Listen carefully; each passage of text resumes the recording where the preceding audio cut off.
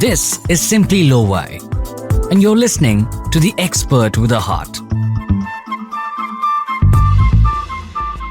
And just like that, we've arrived at the concluding episode of our series on financial transition. Welcome back to Simply Lovaii, everybody. I'm Mahalya, your host, and joining me once again are the expert with a heart, Lovaii Navlakhi, CEO and MD of International Money Matters Private Limited, and Susan Bradley, CFP, CEFT, and the founder of the Sudden Money Institute.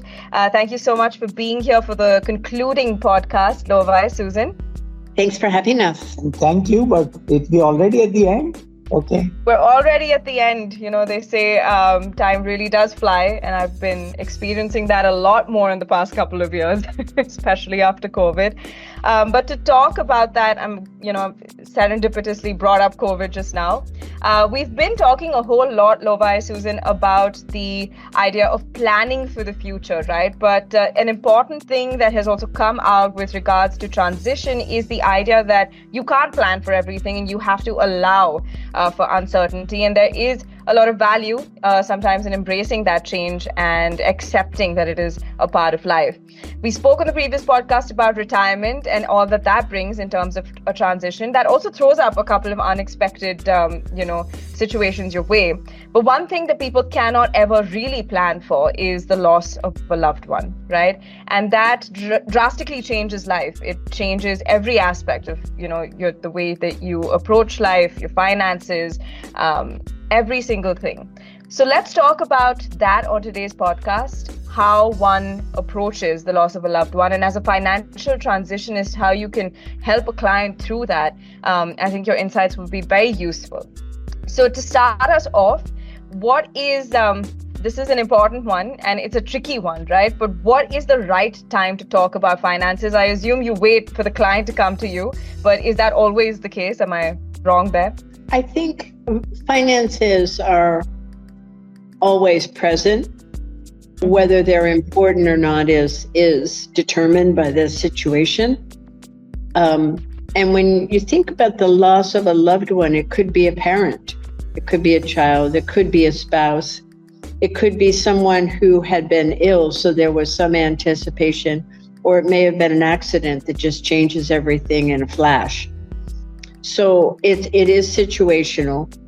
In the beginning, we really want to know how someone is. Tell me what's happening. Tell me how you're feeling now. Tell me your story. Just listen in the beginning. But frequently, it's, Lovaii, you probably had this happen too. It may be someone that you know directly or indirectly. It's not a client. It's just someone who has had a loss. And in that case, we don't really ask people about their money. That's not appropriate to do. But you want to make sure that somebody is financially okay to go through the grieving process. So I wouldn't ask someone who wasn't a client about the money, but I would check in with their other people to make sure that they know that they're okay. You need to have some safe time where bills can get paid and the house can stay where it is so that someone can grieve. Beyond that, in the very beginning, you, as a financial transitionist, you also have the financial planning requirements. When someone comes in, you need to know what the assets are. You need to know what the major or the fixed expenses are. So some of that, people don't always have the capacity to answer those questions in the beginning. Yeah, I think the training that we get makes us wear the hat of a human being first and a financial planner second, I think, in many ways. So the moment you put on that hat, the pace of your questions or what your questions are or your curiosity or inquisitiveness, it sort of drops, right? You are really asking them how they are feeling and whether they are okay to talk about that feeling at this point at all, right? If they're not willing to, you say, okay, we'll come back later. It's not a tick box item that, I went and I was there at the condolence and I did it. So it's very different is what I would think. And I think that obviously you have to take into account the fact that there's an emotional angle, but as we've realized is that sometimes there is certain things that have to be done, whether there is emotion or not. And for example, let's say there is income tax return due date is, day after tomorrow, and somebody has suddenly passed and they have not filed that return. So at least they should be aware that if at all they have to do one thing, then that's what they need to do. And is it easy, not easy? Okay, you can decide that, no, it's not possible. But at least you know that this is the priority item. Everything else can wait. And, how do you know that? How do you know that they haven't filed? You don't know unless if they're your client and you are aware about something. Right, then that might be. Yeah. I think that because people avoid talking about the money sometimes, they miss. And so the individual is left on their own, kind of spinning through the numbness of the experience. There was an article written by a New York Times journalist. She titled it "No Husband, No Friends." And she wrote about her experience of losing her husband. And because people thought that she was very smart and accomplished woman, they weren't giving her any advice. They weren't talking about the money and all. She sold their house, gave away his things fairly quickly, well within the first year, moved herself into a condo that she ended up calling the prison. And she said everything that she gave away, or many things that she gave away, she missed dearly. She wished she had kept them. She wished she had had the house. But people were treating her with respect because of her capacity professionally, and they weren't giving her advice. So 2 years later, she looked back and she basically wrote this article saying, "What have I done to my life?" It was very revealing. That was several years ago, but I've seen that kind of thing play out where people assume someone is giving advice and they're not really tapped in. And I think this is really the essence of the financial transitionist offering, that we have to make sure that we keep the client in the safe space. And one of the things that you tend to think when events like these happen is that you are all alone. This has happened only to you, and why me, and all of that. And otherwise I have that image, like you're mentioning about this lady. I have this image to live up to. So I can't go and show my vulnerability to someone else. And no one's asking me for it because, this person is of this status. So I think those sort of barriers get built, and we are trained to actually hopefully break through those and talk to the person as a human being rather than, this is an ex-CEO, ex-director, ex-actor, whatever that is. I was talking to a man who lost his wife, and he was in his 80s. He was expected to go first. He wasn't prepared to be on his own. And someone had taught him to say, when someone would say, "Are you going to sell this?" or what are you going to do now? Or whatever the question. His answer was, "It's too soon." And that gave him a lot of space. So he eliminated a lot of confusing advice that people wanted to give him, so he could just focus with his financial planning team. And I saw him use that term, "it's too soon," many times. It was very effective because it makes people step back and not push in and tell him, "Oh, this is good," or "the market's going to change. You have to grab this, or you have to do that." And he used that. He told me when I heard him again, he was a relative. When I heard him again say it, and I said, "Is it really still too soon?" He said, "Not really, but I really like it because then people don't bother me very much." That's a good, protection mechanism, I think. And I also want to dive a little bit into both sides of the loss, right? There is the side of the person who has lost their loved one and now has to deal with a lot of change and a lot of figuring out of personal finances and things like that. And then there is obviously the person who passed. Sometimes depending on the situation, people do plan for this kind of thing. Lovaii, I remember you mentioning that, mortality is something that is important to talk about, right, with clients at whatever stage it feels most appropriate, but it's important to bring it up and actually face the realities of that. Can we also talk about both sides of the coin of also preparing for that, in this situation? Is that something that comes under the purview of, dealing with that as a transitionist? Yes, it's very important. And I think it is common ground for all financial planners to have that kind of conversation and prepare a couple for the absence of one or the other. And it's nice if it's done with someone who really understands the emotional, the human side. So it's not just technical, the cash flow or the taxes and that sort of thing. So it certainly can be done. And even with all of that being in place, there still is a major transition going on. And you're right, it's on two sides. One, it is the person who is preparing to pass, and it's the person who's preparing and then will live on and have to adjust. So it's a very delicate space.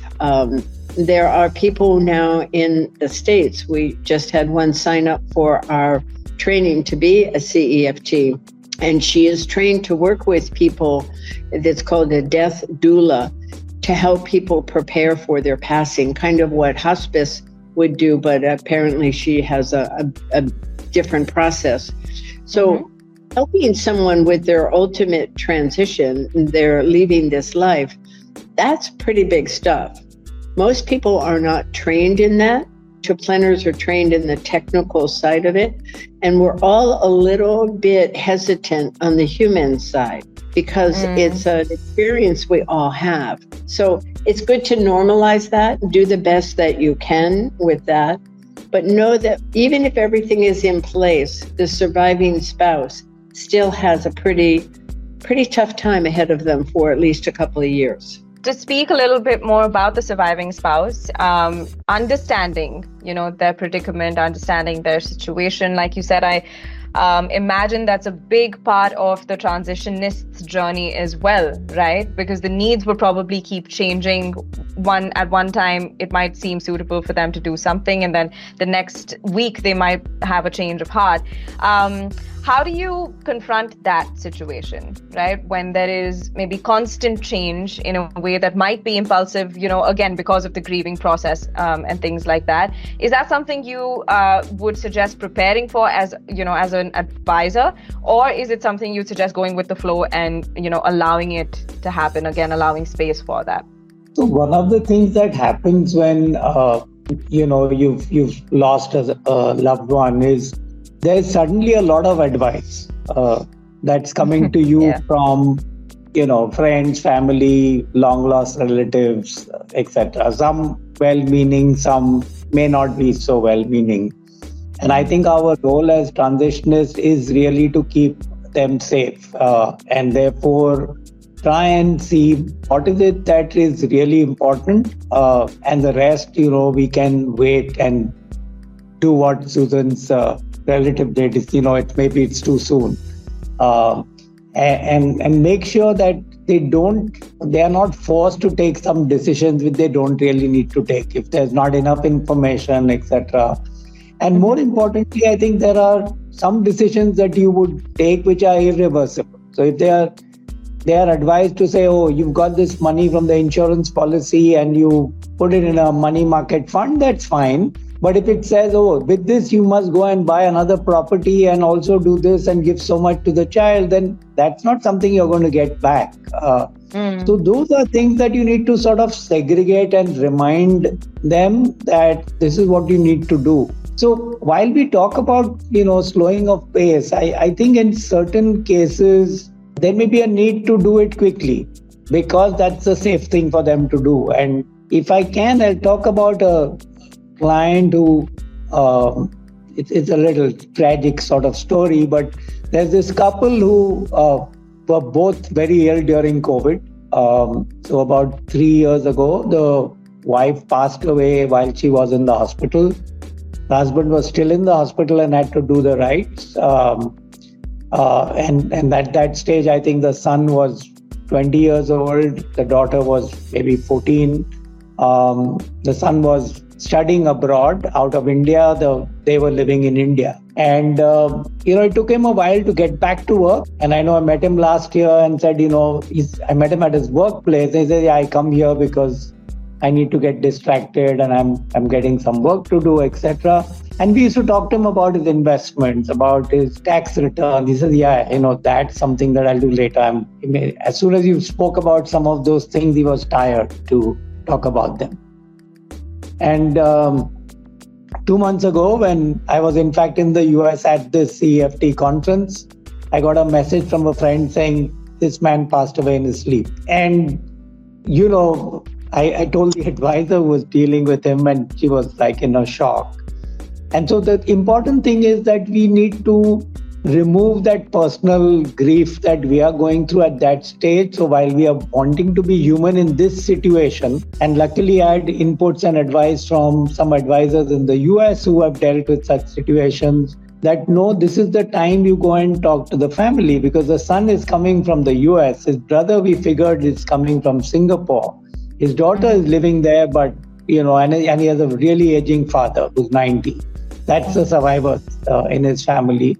But this is the time when they are all going to be there. So better land up at their condolence meeting and tell them, I am the advisor. And, I understand this is not a great time. But, since one from Singapore, one from US is here, why don't we at least establish contact? We may talk about it later, but, I am the person to reach out to, etc., etc. And I think if we were not guided by this US advisor and their experience, we would have been extremely hesitant and reluctant, really, to talk about this with the family at this time. But, life happens, and then you have to move on, and you can say, I was being nice, I didn't reach out at that time, and then you figure out, I don't have an email ID, I don't have a number, I don't know whom to contact. So I think this role of dealing with loss of loved one, it can happen, with a aging parent, can happen with a younger parent, and you are at a very different stage. So a lot of these gives you insights to have conversations and keeping clients prepared as much as you can. I mean, there is a limit to which you can, go to push them to doing certain things, and some things you just have to leave it to them. There's something you probably see too, and it's that too soon idea. There's the thought that grieving a spouse should take about a year, and then at the end of that year, you should make all your big decisions. To think somebody is going to be ready in a year is really not correct. It takes its own time. And it's something that we don't have an equation. We can't train clients to be ready at any particular time. The terms that are usually used are numbness, fatigue, I can't think straight, I can't remember. And when you hear things like this, that doesn't give you the signal that someone is ready to make decisions. So what we have found is that in the second year of grieving, that's actually the worst year. The first year, you're tired and numb, and you do the most basic, most important, urgent things. The second year, widows tell me that they feel like it's never going to end. It's always going to be this way. That pain, that ache is always going to be there. And it's a pretty dark time for some. And usually somewhere in the second year, they start to, what they say, come out of it. And widows are great talking to other widows. It's wonderful to have somebody who understands what's going on. And if you happen to not be a widow, you're their financial transitionist, you still have experience of other widows. So those first 2 years are tough.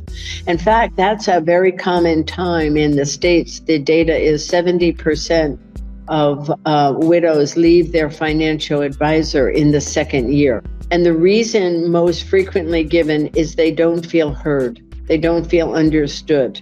They need to go someplace where somebody, quote, gets them, and they can make decisions with confidence. They're too tired to move in the first year, and then they move on in the second year. Now, that's a very revealing insight, actually, Susan. And I think, when it comes to a time like this that is so full of uncertainty, you can't find security in many places. The things that used to give you security are now suddenly gone, right? The safety aspect of things. So it is often in the idea of your finances that you can find safety. You can, to bring Lovai's idea of control back into it, you feel a bit more in control. So it's a valuable space to explore whenever, of course, one is ready to do so.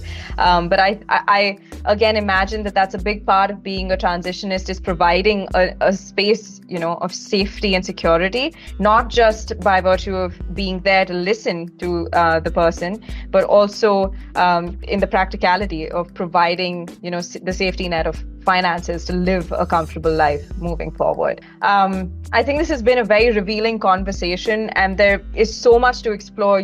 Like you both said, every situation brings something new with it. But there are a couple of things when it comes to coping with the loss of a loved one, especially in your role as a transitionist, that can be applied across the board. So thank you for giving us insight into that. I'm sure it's very helpful for everyone listening today. Well, we've come to the end of this 3-part series. I do want to leave the floor open to the both of you as transitionists, right, to say maybe one thing that you would encourage people to explore this area of financial advisory. What would it be? And, we've explored the value of it, but what would you say is, why would you say it's so important to actually explore this area of advisory? Just maybe one thought to tie up the entire series. Because it's the number one reason why the financial planning profession exists. People hire a financial planner to prepare for change, to manage it when it happens, and to adjust to that change after it has occurred.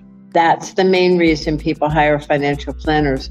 So we should be specialists in change and transition. It's a blind spot in the profession. For me, I think, as I mentioned earlier, I think it's a life skill. It just enables me to go through life far calmer and have a whole bunch of equipment and tools that I can use, and more importantly, a community of financial transitioners I can reach out to, saying, I'm facing this type of situation. Have you been through something like this before? And what did you do? What worked? What did not work? And I think it's extremely powerful, because at the end of the day, we can give all the advice we want. We want the clients to act on it. And I think that's very crucial, that we are able to handhold them, cajole them, push them into doing certain things which is in their interest, and keeping them safe all the time. Yeah, absolutely. And I think I have to say absolutely to all of the valuable insights and information that has come through on this series. It's been extremely eye-opening, and I'm sure our listeners as well have had to ask themselves questions and ponder, right, on their own investment journeys and financial journeys, really. Thank you so much, Lovaii and Susan, for being with us and really taking us through something we don't often think about. It's been a pleasure. Thank you. Thank you so much. That brings us to the end of the series on financial transition here on Simply Lovaii, everybody. But stay tuned to the podcast series, because the expert with a heart, Lovaii Navlakhi, and I will be back, and we're going to kickstart another series on Simply Lovaii. This one about a topic, again, lesser known, lesser thought about, but important nonetheless. That seems to be the recurring theme. In the meantime, stay safe and stay happy, and of course, happy investing. That was an episode of the Simply Lovaii podcast series, Expert with a Heart.